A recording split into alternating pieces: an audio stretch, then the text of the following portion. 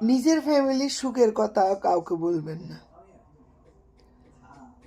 আপনি দেখবেন স্বামী সন্তানকে নিয়ে সুখে আছেন বা সুখের দিন কাটতেছে, এটা না বলার আগে অনেকের ভালো লাগে না। আর এতে আপনি তো বলতে যাচ্ছেন, আপনি নিজের সুখ শান্তির কথা বলবেন তো নিজে অশান্তি টেনে নিয়ে আসবেন। কারণ আজকাল খুব মানুষই খুব কম যে অপরের ভালো দেখতে পারে, এরকম মানুষ খুব কম, পাওয়াই যাবে না একান্ত আপনজন ছাড়া। তো নিজে কি খাচ্ছেন কি না খাচ্ছেন এটা কাউকে শেয়ার করতে যাবেন না।